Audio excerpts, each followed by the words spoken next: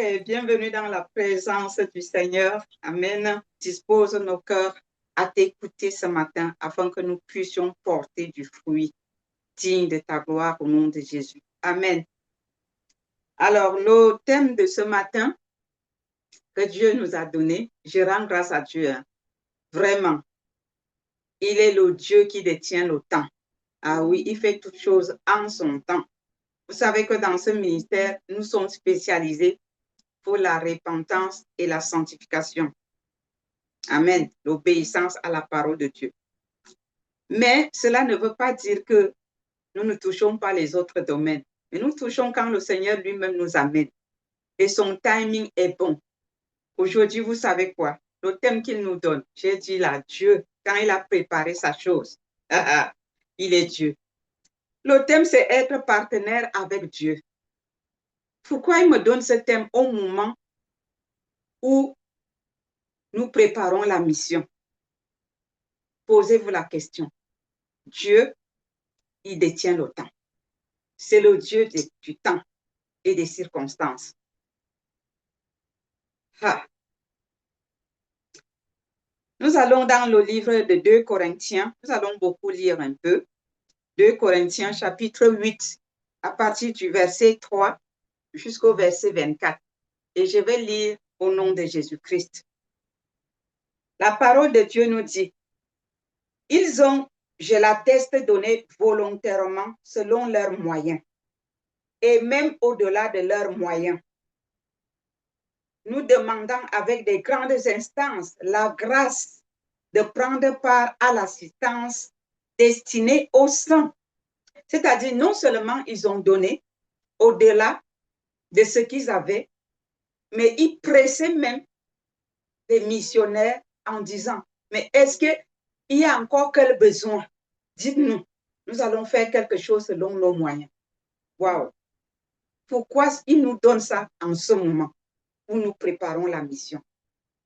Ouvrons bien notre entendement, que le Saint-Esprit nous révèle ce que Dieu veut nous dire ici. Verset 5.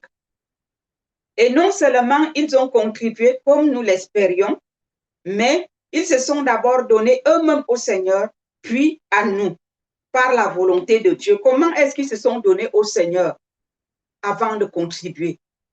Ils se sont consacrés à Dieu. Ils ont renoncé à eux-mêmes. Ils ont renoncé à leur volonté pour faire la volonté de Dieu et accomplir ses desseins. Et ils se sont donnés aux missionnaires en pourvoyant à leurs besoins, aux besoins de la mission, de leur déplacement et de tout ce qu'ils avaient à faire sur le terrain. Verset 6. Nous avons donc engagé Tite à achever chez vous cette œuvre de bienfaisance comme il avait commencé. De même que vous excellez en toutes choses, en foi, en parole, en connaissance, en zèle, à tous égards, et dans votre amour pour nous. Faites en sorte d'exceller aussi dans cette œuvre de bienfaisance. Je ne dis pas cela pour donner un ordre, mais pour éprouver par le zèle des autres la sincérité de votre charité. Une charité qui ne fait pas mal, qu'on ne t'impose pas, qu'on ne te presse pas avec, qu'on ne te manipule pas avec, mais qui vient de toi parce que tu veux obéir à la volonté de Dieu. Parce que derrière la bénédiction, derrière l'obéissance, se cache la bénédiction de Dieu. Tout va ensemble. Parce que le thème que Dieu a donné à ses serviteurs sur le terrain qui nous attend, c'est presque ça ici. L'obéissance, source de bénédiction. Voilà ça.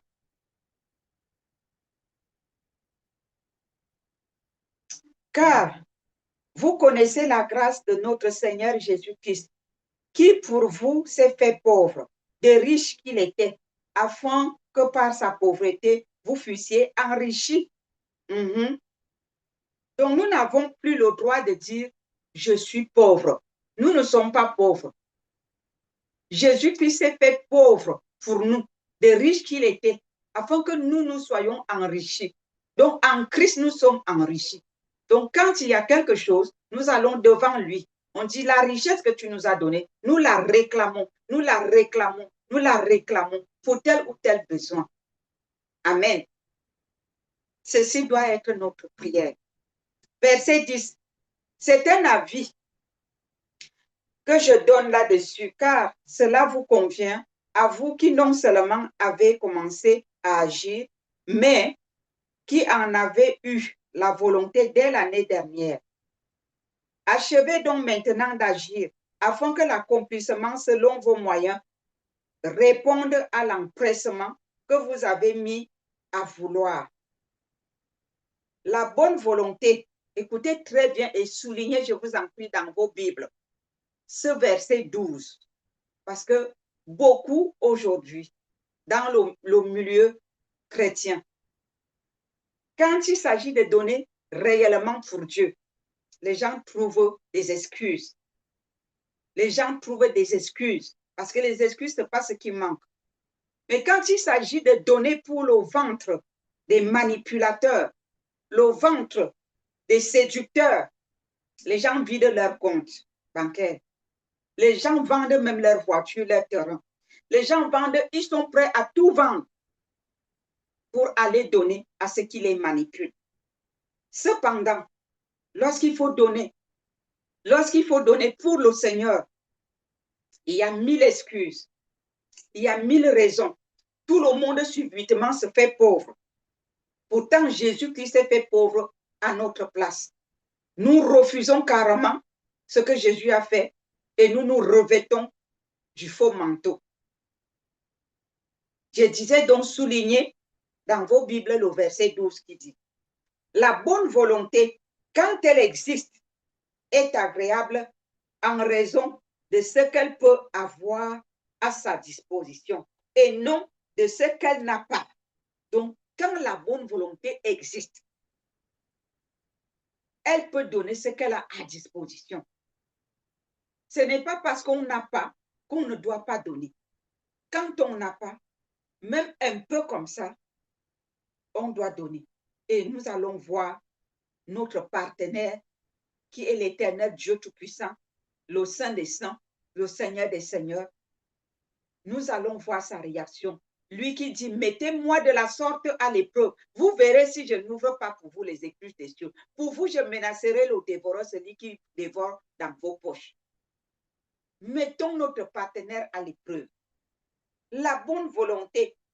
Il faut avoir la bonne volonté. Lorsqu'on a la bonne volonté, j'ai l'habitude de dire, quand on veut, on peut. Mais quand on ne veut pas, là, on ne peut pas. Parce que les excuses, ce n'est pas ce qui en manque. Alléluia. Vous êtes d'accord avec moi? Vous savez ça, non? Et quand on ne veut pas quelque chose, on va trouver 1000 excuses. Mais quand on le veut, la chose devient possible. Tout est possible à celui qui croit. Ah oui. Verset 13. Car il s'agit non de vous exposer à la détresse. Ce n'est pas de ça qu'il s'agit. Car il s'agit non de vous exposer à la détresse pour soulager les autres. Loin de là. Mais de suivre une règle d'égalité dans la circonstance présente. Votre superflu pourvoira à leurs besoins. Amen. Dieu ne vous demande pas d'aller voler. Dieu ne nous demande pas d'aller casser les banques, d'aller casser les maisons des autres avant de venir donner. Non. Il sait le peu que nous avons avec nous. Mais il nous demande de faire un sacrifice parce que nous sommes des intendants. Nous sommes des gérants, des intendants de ces biens. C'est tout. Ça ne nous appartient pas. Alléluia. Si tu détiens quelque chose de quelqu'un qui revient te revendiquer, mais il ne te reste plus qu'à lui rendre sa chose. Oui. Je vais vous donner un petit témoignage dans ma vie. Parce que je ne prêche pas ce que je ne vis pas. Je ne prêche pas la théorie. Mais je prêche ce que je vis, ce que je suis et ce que j'ai traversé. Je connais mon Dieu. Je le connais. J'ai toujours été son partenaire et il est toujours mon partenaire. Et à cause de notre partenariat, j'ai traversé beaucoup de choses et lui, il a répondu selon ses engagements. Il est fidèle. Ce n'est pas la théorie. Je suis un exemple pratique. Verset 14 dit, mais de suivre une règle d'égalité dans la circonstance présente, votre superflu pourvoira à leurs besoins, afin que leur superflu pourvoie pareillement au vôtre, en sorte qu'il y ait égalité. Amen. Selon qu'il est écrit, celui qui avait ramassé beaucoup n'avait rien de trop, et celui qui avait ramassé peu n'en manquait pas. Grâce soit rendue à Dieu de ce qu'il a mis dans le corps de Tite, le même empressement pour vous, car il a accueilli notre demande et c'est avec un nouveau zèle et de son plein gré qu'il part pour aller chez vous. C'est ce que nous faisons et c'est ce que nous allons faire les jours qui arrivent, le pasteur Boise et moi. Dieu nous a mis à cœur les besoins des pauvres qui sont sur le terrain parce que Dieu, notre ministère, notre appel, ce n'est notre mission, ce n'est pas aller vers ceux qui sont aisés. Bien sûr qu'il y a une catégorie de personnes que Dieu a choisi pour envoyer vers ceux qui sont aisés. Mais lui, il nous a choisi pour envoyer vers les démunis. Et nous sommes heureux et fiers d'aller vers ces démunis-là. Voilà pourquoi nous demandons de l'aide à gauche, à droite, pour que nous puissions apporter sur le terrain ce dont ils ont besoin, en dehors, en plus de la parole de Dieu. Parce que Jésus-Christ lui-même, quand il allait évangéliser, il faisait ses missions. Il apportait aussi des choses aux gens, aux pauvres. Et sa parole dit que toutes les fois que vous avez donné un verre d'eau à ces petits enfants, aux pauvres, c'est à moi que vous avez rendu service. Donc, lorsque nous descendons sur le terrain avec l'évangile de Christ, nous n'allons pas les mains vides. Pourquoi? Parce que ces pauvres que Dieu nous a donnés, qu'il a mis sur notre chemin comme mission, comme terrain de mission, ils ont besoin de notre secours et de votre secours. Soyons sensibles aux besoins de l'Éternel, aux besoins du cœur de Jésus. Là où le cœur de Jésus-Christ bat, notre cœur doit en retour battre. Verset 18. Nous envoyons avec lui le frère dont la louange en ce qui concerne l'évangile est répandue dans toute l'Église. Merci Seigneur, parce que nous n'allons pas seuls. Nous allons deux, plus le Saint-Esprit, ça fait trois. Et la prochaine mission, nous serons plus qu'une dizaine. Verset 19. Et qui de plus a été choisi par les églises pour être notre compagnon de voyage dans cette œuvre de bienfaisance que nous accomplissons à la gloire du Seigneur même et en témoignage de notre bonne volonté. Si nous n'avons pas la volonté, nous ne pouvons pas perdre notre énergie, notre temps, nos moyens et vous inviter à vous joindre en nous. Il faut déjà avoir la bonne volonté pour obéir à la volonté de Dieu. Faire la mission n'est pas une petite chose. Ce n'est pas le luxe d'être missionnaire. Au contraire, je vous dirais, si tu n'as pas la volonté, tu vas démissionner. Mon mari est témoin. Je suis rentrée dans une mission avec un asticot sur ma fesse gauche ou droite, je ne sais plus. Sur une fesse. Parce que là où on dormait, c'était ici, là, au niveau de la hanche. Là où on dormait, c'était crasseux. Mais à cause de Jésus-Christ, nous avons quitté notre maison luxueuse, notre lit confortable, notre cours de vie élevé pour aller sur le terrain. Et quand nous allons là-bas, ce n'est toujours pas agréable. les conditions de vie ne sont pas très faciles pour nous. Mais nous le faisons pour la gloire de Dieu. Nous le faisons par amour pour les âmes que Christ met sur notre chemin. Nous le faisons pour amour pour l'évangile de Christ. Nous payons le prix. Nous payons le prix. Les choses que nous vivons sur le terrain, si on se met à vous les raconter, beaucoup d'entre vous vont, si vous aviez envie de venir en mission, vous allez dire non, nous on ne va pas aller là-bas. Marie-Josée peut vous témoigner, j'ai fait une mission avec elle. On est arrivé, le diable, partout où je passe, il connaît. Il sait. Il sait. Il sait qui est qui. Et il sait quand Dieu m'envoie quelque part, il sait. Il sait. Nous sommes arrivés là-bas, à l'hôtel, là où on nous avait logés. Dans sa chambre, elle a dormi très bien. La clim marchait parce qu'il faisait extra. C'est des pays où il fait très, très chaud. Parce que en dehors, je peux dire, du Portugal, quand on va du côté d'Afrique, c'est l'Afrique de l'Ouest et l'Afrique de l'Est. Et là-bas, il fait très chaud. Et moi, dans mon pays, pas maintenant, maintenant, il fait déjà chaud à Yaoundé. Mais avant, quand moi j'ai grandi, il ne faisait pas chaud à Yaoundé. On allait à l'école en pull, on se lavait à l'eau chaude. On ne voyait presque pas le soleil. Donc, moi j'ai grandi dans ces conditions-là, avec le froid, ce qui fait que je ne supporte jamais la chaleur. Les gens sont étonnés de voir que je ne supporte pas la chaleur, mais c'est comme ça. Je ne supporte pas la chaleur. Mon mari supporte la chaleur mieux que moi.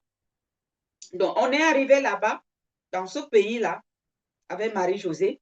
Elle a bien dormi dans sa chambre. Elle avait sa clim, pas de musique, tranquille. Mais moi, jusqu'au matin, d'abord ma clim, dès que j'ai allumé, elle marchait. 5 minutes, elle s'est éteinte. Jusqu'au matin. J'avais comment je peux appeler ça, le concert, c'est-à-dire les moustiques ont allumé leur concert dans ma chambre jusqu'au matin. Je suis sortie le matin, le visage était gonflé comme ça.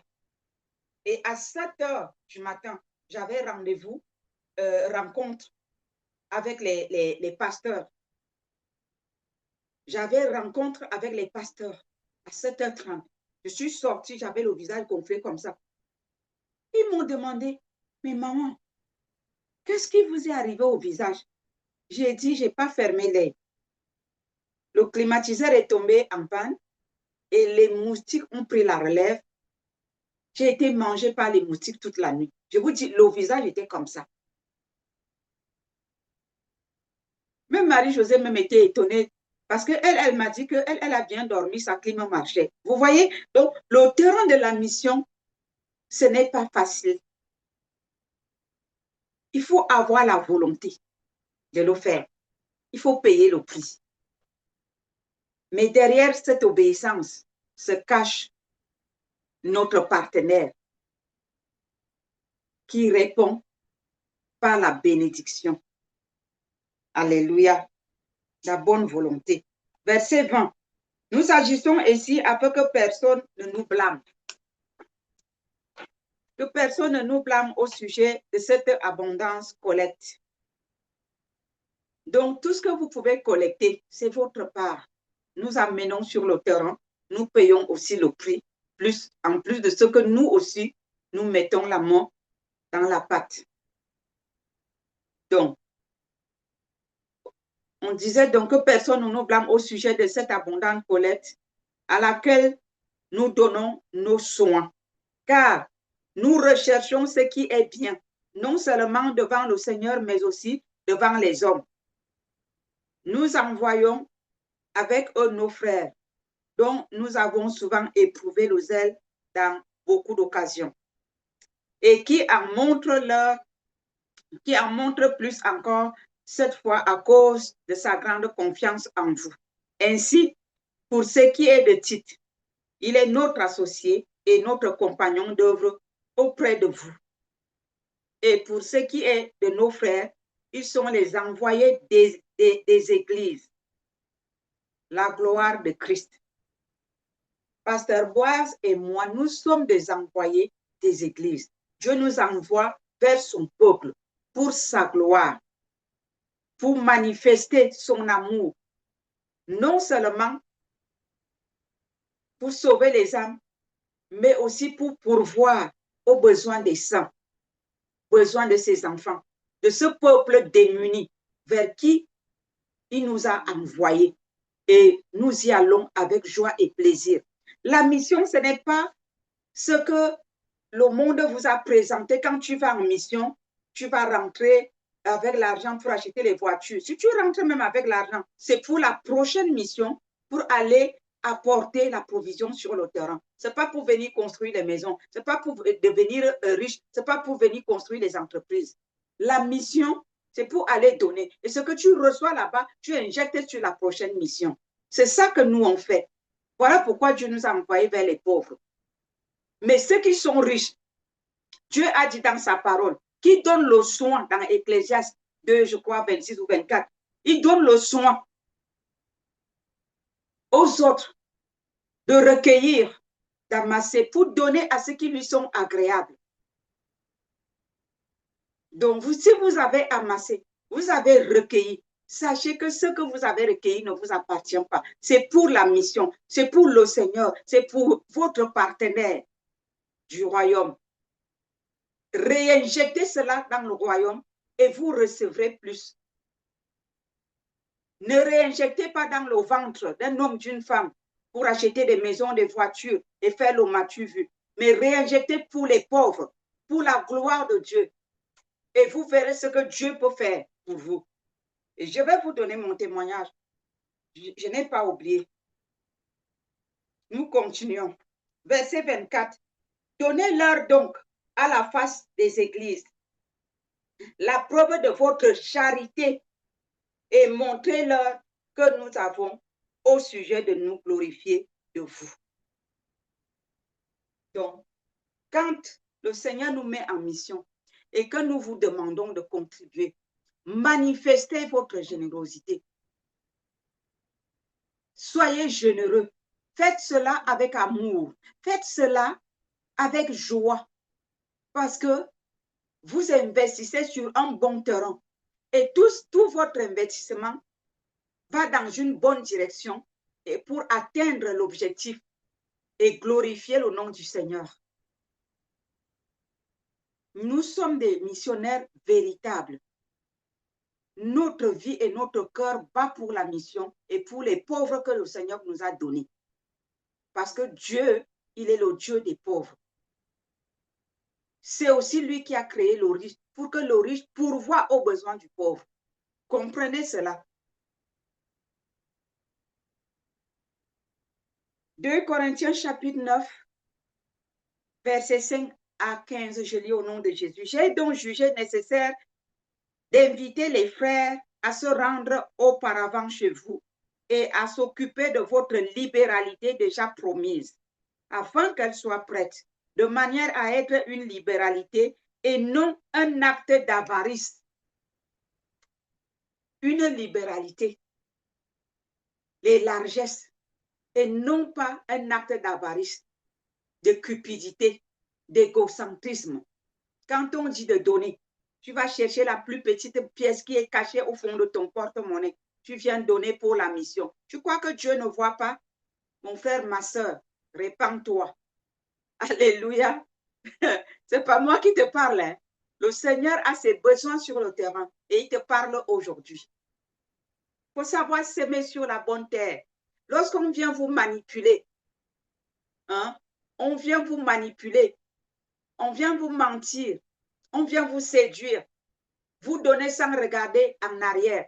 Après toutes les fausses prophéties qu'on vous raconte, rien ne s'accomplit. Et vous vous détournez de Dieu. Vous dites, ah, j'ai sémé dans la maison de Dieu. Tu n'as pas sémé pour Dieu. Tu as sémé pour ta convoitise. Et tu as récolté le néant. Quand tu sèmes pour le Seigneur, je vais vous donner mon témoignage. Quand tu sèmes pour le Seigneur, tu vas récolter. Ça, c'est sûr. Il faut savoir s'aimer sur la bonne terre. Ce n'est pas toutes les semences qui sont productives. Non. Si tu sèmes sur le sol rocailleux, tu ne peux pas récolter comme quelqu'un qui a semé sur un sol fertile. Les sols sont différents. Verset 6. Sachez-le, celui qui sème peu moissonne peu, et celui qui sème abondamment moissonne abondamment. Que chacun donne comme il a résolu en son cœur, sans tristesse ni contrainte, car Dieu aime celui qui donne avec joie. Et Dieu peut vous combler de toutes sortes de grâces, afin que possédant toujours en toutes choses de quoi satisfaire à tous vos besoins, vous ayez encore en abondance, vous ayez encore en abondance pour toute bonne œuvre. Ça veut dire que si tu commences à donner, le Seigneur va ajouter. Celui qui est fidèle dans les petites choses sera fidèle dans les grandes choses. Si tu as peu, donne le peu là. Dieu va te donner grand et tu donneras aussi plus. C'est comme ça. C'est comme ça. Celui qui retient s'appauvrit, mais celui qui donne s'enrichit. C'est comme ça.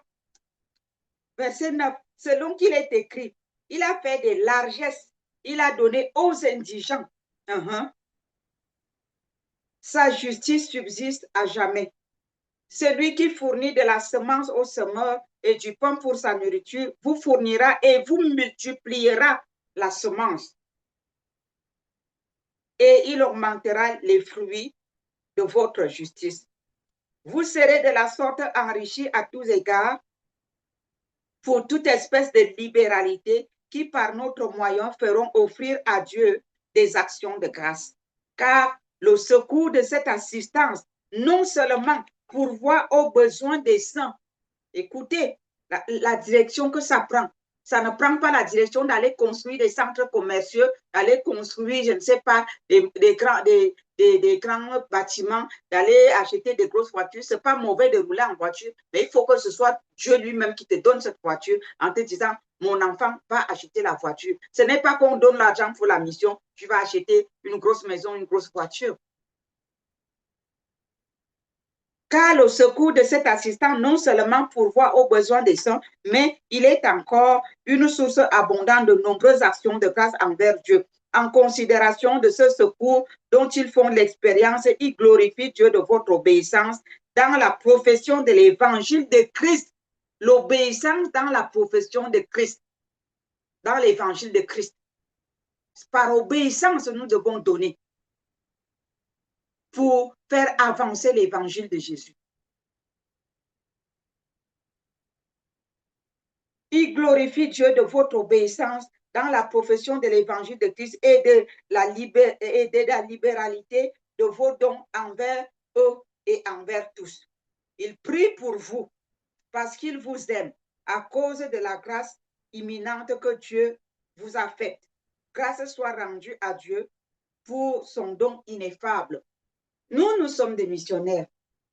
Nous rendons ministère. Nous prions pour les âmes. Nous délivrons. C'est le Seigneur qui délivre les âmes à travers nos mains. Il nous envoie pour libérer les captifs, libérer les opprimés, sortir les prisonniers de leur prison spirituelle, guérir les malades, soutenir les faibles. Nous faisons toutes ces choses pour le Seigneur. Mais en retour, lorsque nous lançons l'appel, beaucoup deviennent sourds, beaucoup disparaissent et font semblant de ne rien voir. Mais le Seigneur vous dit ici que nous prions pour vous parce que nous vous aimons à cause de la grâce imminente que Dieu vous a faite.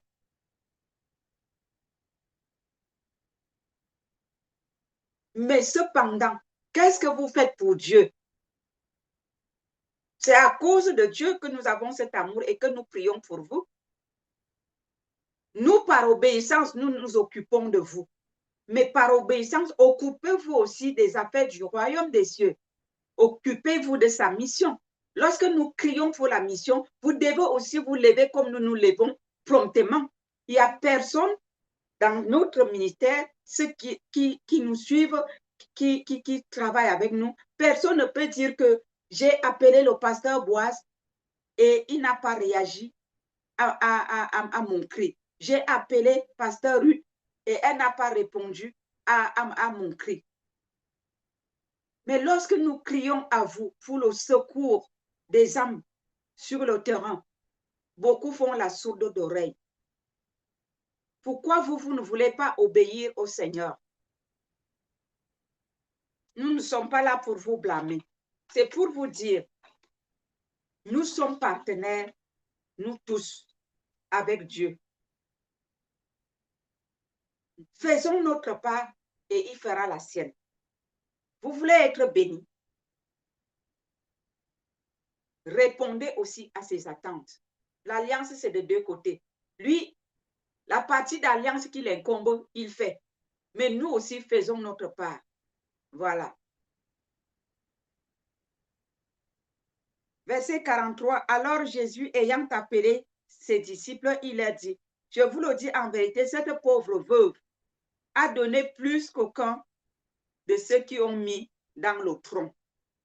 Car tous ont mis de leur superflu, mais elle a mis de son nécessaire, tout ce qu'elle possédait, tout ce qu'elle avait pour survivre.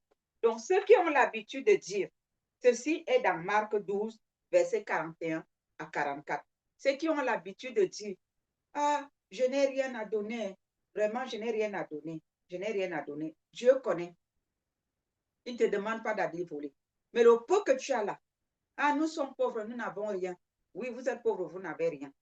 Si on dit maintenant que votre fils ou votre fille se marie, vous aurez l'argent pour faire la fête. Si on dit maintenant que votre ami a l'anniversaire et vous invite, vous allez vous acheter une belle robe pour aller. N'est-ce pas? Pourquoi vous ne dites pas à votre ami, je ne peux pas venir à ton anniversaire parce que je n'ai pas de moyens pour acheter une belle robe pour venir. Ou bien une belle chemise ou une belle chaussure. Soyons vrais avec Dieu. Mais cette parole dans Marc 12, verset 41 à 44 dit, Jésus s'étant assis vis-à-vis du trône, regardez comment la foule y mettait de l'argent. Plusieurs riches mettaient beaucoup. Il vint aussi une pauvre veuve. Elle y mit 2 petites pièces, faisant un quart de sou. La pauvre veuve, elle avait ces 2 petites pièces. Hein. Elle aurait pu prendre une et garder l'autre. Prendre une, donner à Jésus, à le prendre et garder l'autre. Mais elle a ramassé tous les 2 pièces, elle a amené. Elle dit, bon, c'est tout ce qui me reste. Que je donne une ou pas, ça ne va rien changer. Mieux, je donne tout. Elle a donné ce quart de sou, ça faisait un quart de sou. Alors Jésus, ayant appelé ses disciples, leur dit, je vous le dis en vérité, cette pauvre veuve a donné plus qu'aucun de ceux qui ont mis dans le tronc. Car tous ont mis de leur superflu, mais elle a mis de son nécessaire, tout ce qu'elle possédait, tout ce qu'elle avait pour vivre. Arrêtons de donner les miettes pour Dieu et pour la mission. Dieu n'est pas le Dieu de médiocrité, pardon. Il n'est pas le Dieu à qui on doit donner les miettes. L'or et l'argent lui appartiennent. Donnons-lui le meilleur de nous-mêmes. Si tu veux t'investir dans la mission, investis-toi. Et tu seras surpris. Avant de continuer, je vais vous dire quelque chose. Je vais vous donner ce témoignage. J'ai traversé des moments très difficiles avec mes 5 enfants. Leur père, paix à son âme, nous avait abandonnés. Je dis bien paix à son âme, c'est sans jugement. Il nous avait abandonnés. Mais je m'occupais des missionnaires qui venaient souvent dans notre église. On avait une grosse villa parce qu'on était logé par la société. Le peu que j'avais, je disais à Daddy, je m'occupe, si c'est un couple, je dis je m'occupe du couple. Parce que les gens venaient en groupe. Donc je prenais les couples ou alors, si il y a des hommes et des femmes séparés, je prends 2 personnes ou une personne, une femme. Je m'occupe, je loge la personne, je nourris la personne, je m'occupe de son transport jusqu'à son retour. Quand la personne part, je prends un peu de ce que j'ai, je lui mets à la main. Et lorsqu'il fallait loger juste, peut-être qu'on a un orateur ou 2 orateurs, on va les mettre à l'hôtel et qu'on demandait qu'on cotise, j'étais toujours parmi les personnes qui donnaient pour le Seigneur. À l'église, les gens pensaient que moi, j'en avais beaucoup et pourtant, j'ai travaillé des moments très difficiles. Et même les sœurs venaient me voir. Je rentrais avec elles à la maison. Je prenais ce que je devais donner à mes enfants dans la semaine. Je donnais aux sœurs. Ce n'était pas la folie. Je savais ce que je faisais. Et quand je donnais comme ça, soit le lundi, soit le mardi, quelqu'un va venir me donner soit un sac de riz, soit de l'argent. Il n'y a que mon Dieu et moi qui savions ce qui se passait. Et Maman Lo aussi, ma mère spirituelle, parce que mes parents spirituels connaissaient. Eux-mêmes, des fois, se demandaient, ils regardaient seulement. On me demandait, ça va? J'ai dit, oui, ça va bien. Vous savez quoi? Le Seigneur m'a rendu cela. Et il m'a rendu cela au moment où je traversais un désert qui n'avait pas de nom. Un désert qui n'avait pas de nom. Quand tous ces enfants ont grandi et qu'il fallait payer les études à l'université, je n'en pouvais plus. Dieu m'a donné un travail et même avec ce travail, ça ne suffisait pas. Il a mis 2 personnes, 2 femmes sur mon chemin. Ces 2 femmes m'ont aidé à payer les études de mes enfants. De la première année jusqu'à l'obtention des maîtrises, des doctorats, des licences et tout ça. Ces 2 femmes non seulement payaient les études de mes enfants, mais il y a une qui avait pris en charge non seulement de s'occuper entièrement de ma fille Pulchérie qui était au Ghana. Et sa pension et l'hébergement me revenaient à 3,5 millions chaque année. Elle payait ça, la totalité. En plus de ça, non, Dieu, en plus de ça, elle contribuait pour mon loyer. L'autre s'occupait de ma nourriture. Et de temps en temps, elle me donnait pour envoyer aux enfants. Parce qu'une Pulchérie était prise en charge pour une d'entre elles, entre les 2. Et les autres, les 4 qui restaient, l'autre m'aidait un peu. Et moi-même, ce que je travaillais, je complétais. Est-ce que vous voyez comment mon partenaire, Jésus-Christ de Nazareth, l'Éternel Dieu des armées, a accompli sa part d'alliance, de partenariat avec moi?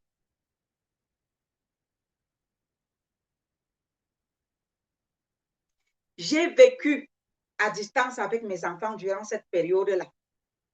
Je souffrais, mes enfants souffraient. Mais Dieu a gardé mes enfants plus que les enfants qui vivaient à côté de leurs parents. Parce que beaucoup d'enfants, leurs camarades qui vivaient avec leurs parents, ceux qui étaient des filles, se sont retrouvés enceintes. D'autres ont abandonné même des études pour aller faire d'autres choses. Mais moi, mes enfants faisaient l'école. J'ai 2 filles. Aucune n'est allée ni à gauche ni à droite pour aller ramasser les grossesses. Niet.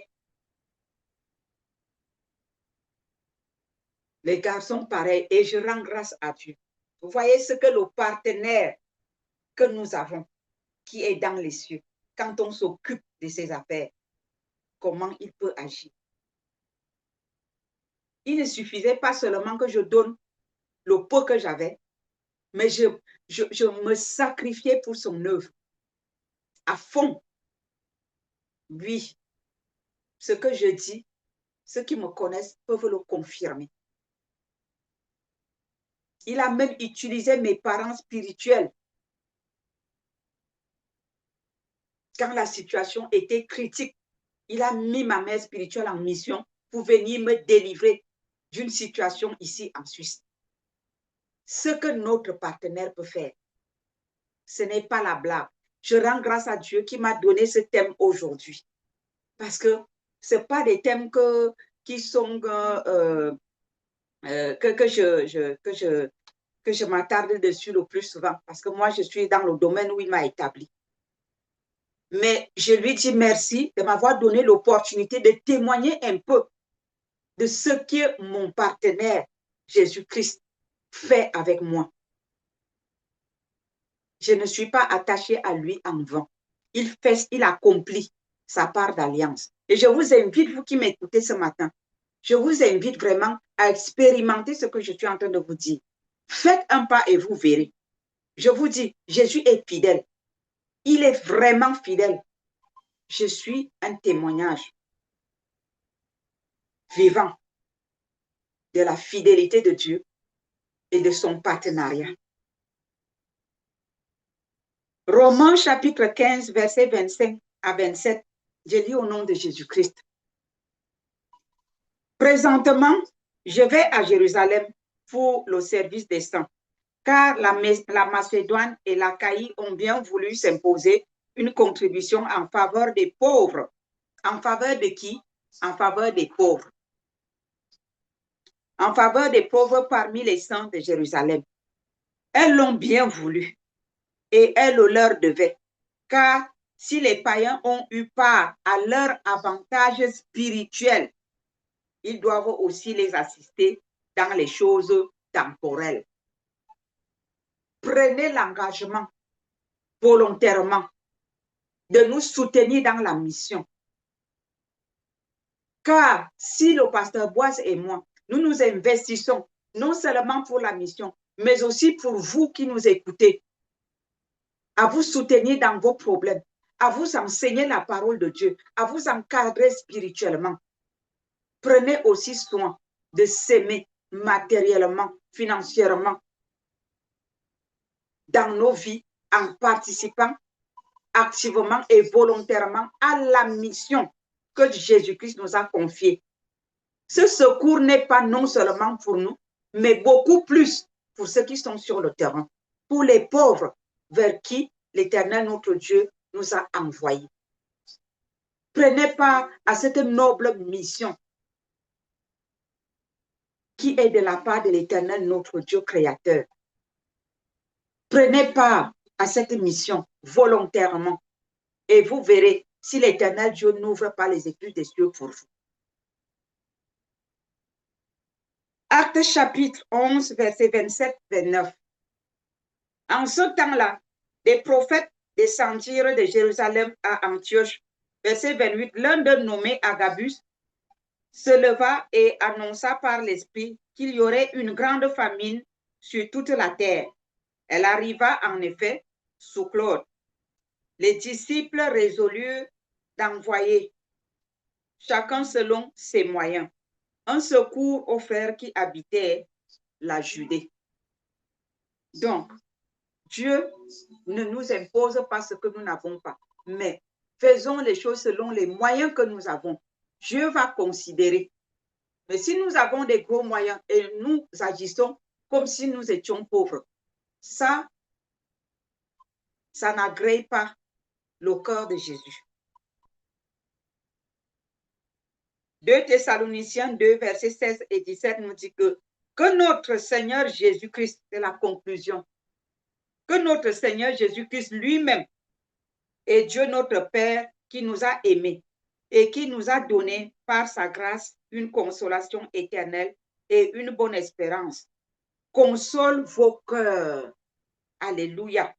Et vous affermisse en toute bonne œuvre et en toute bonne parole. Vous qui investissez pour le royaume de Dieu sur la mission. Que l'Éternel console, l'Éternel Dieu des armées console vos cœurs. Il connaît vos attentes, il connaît vos besoins, il connaît vos soucis. Que l'Éternel console les cœurs de tous ceux qui investissent dans la mission au nom de Jésus-Christ. Que l'Éternel Dieu console vos cœurs, vous tous qui investissez sur la bonne terre, pour la bonne cause, de ceux qui vont sur le terrain, des âmes qui sont dans la misère sur le terrain. Que l'Éternel vienne consoler vos cœurs. Il fera sa part d'alliance. Il fera sa part dans son alliance. Il fera sa part en tant que partenaire. Il ne vous laissera pas les mains vides. Qu'il vous console selon vos attentes. Qu'il vous console au-delà de votre espérance. Qu'il vous console et vous surprenne. Vous qui investissez pour son royaume. Vous qui investissez pour les pauvres. Vous qui investissez pour nous qui allons sur le terrain. Que Dieu vous bénisse. Que Dieu vous comble de vos attentes. Qu'il combatte pour vous. Qu'il se lève avec son épée autour de vous et combatte ceux qui vous combattent. Qu'il bénisse ceux qui vous bénissent. Au nom de Jésus, selon sa parole dans Genèse chapitre 12, verset 3. Que Dieu bénisse ceux qui vous bénissent et qui combattent ceux qui vous combattent. Vous qui soutenez son œuvre. Vous qui priez pour nous. Vous qui avez la compassion pour les pauvres, pour les démunis. Que l'Éternel vous comble pour toutes vos contributions. Au nom de Jésus-Christ. Et qu'il vous affermisse en toute bonne œuvre et en toute bonne parole. Que vous soyez affermis en toute bonne œuvre et en toute bonne parole au nom de Jésus-Christ. Amen. Que cette parole vous rende ministère. Que vous soyez les hommes et les femmes pleins de libéralité. Oui. Que vous soyez des investisseurs du royaume. Que vous soyez les pourvoyeurs du royaume des cieux. Et le Seigneur lui-même vous comblera de vos attentes. Il vous multipliera votre semence. Qu'il en soit ainsi au nom de Jésus-Christ. Amen. Soyez bénis.